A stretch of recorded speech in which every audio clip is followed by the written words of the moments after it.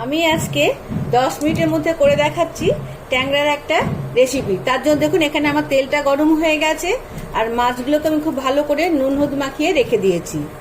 গরম হয়ে গেছে, এবার আমি আগে থেকে নুন হলুদ দিয়ে মেখে রাখা ট্যাংরা মাছগুলোকে ছেড়ে দিলাম তেলের মধ্যে।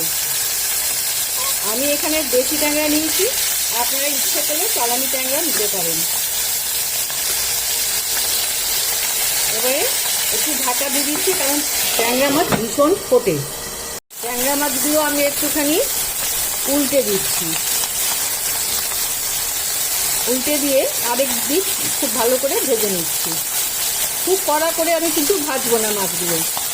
দেখুন ট্যাংরা মাছগুলো একদম হালকা করে আমি ভেজে নিয়ে এবার তুলে নিচ্ছি সমস্ত মাছ। আমি 2টো কাঁচা লঙ্কা আর একটা মাঝারি সাইজের টমেটো বেটে নিয়ে আসছি।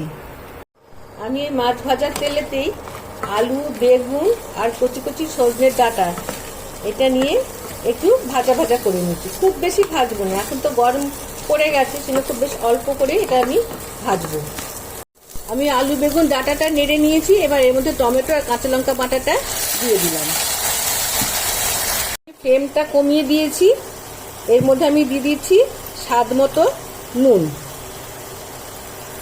দিচ্ছি স্বাদ মতো হলুদ। এবার এগুলোকে খুব ভালো করে মিশিয়ে নিচ্ছি। একটু ঢাকা দিয়ে রাখলাম। এবার আমি এর মধ্যে জল দিয়ে দিচ্ছি।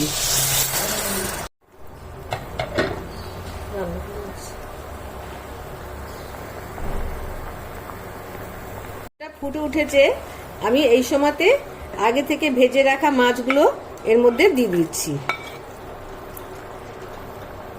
বেশ খানিকক্ষণ এর মধ্যে ফুটুক, আবার আমি ঢাকা দিয়ে দিচ্ছি। ফিরে আসছি, দেখি মনে হয় ঝোলটা এবার হয়ে গেছে। হ্যাঁ, ঝোলটা এবার হয়ে গেছে। আলু, ডাঁটা, মাছ সবই সেদ্ধ হয়ে গেছে। এবার আমি ঝোলটাকে নামিয়ে দিচ্ছি।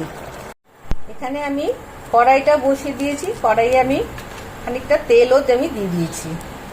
এটা আমি ট্যাংরা মাছটা আগেই বলেছি রাঁধুনি ফোড়ন দিয়ে করছি, সেজন্য বেশ খানিকটা প্রায় এই 1 চামচ মতো রাঁধুনি আমি এর মধ্যে দিয়ে দিলাম। দিয়ে দিয়েছি 2টো চেরা কাঁচা লঙ্কা। এবার দেখুন রাঁধুনিটা বেশ সুন্দর টকবক করে ফুটে উঠেছে। এবার রাঁধুনি ফোড়নের একটা খুব সুন্দর গন্ধ আমরা পাচ্ছি। রাঁধুনি ফোড়নের গন্ধটা এমনি খুব সুন্দর হয়।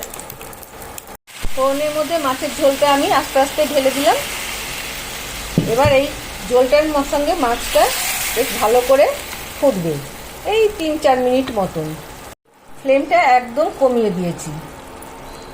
এবার ঢাকা দিয়ে দিলাম, থাকুক 5 মিনিট, তারপরে আমি আবার আসছি। আমার রাঁধুনি ট্যাংরা, এটা গরম ভাতে খেতে ভীষণ ভালো লাগে।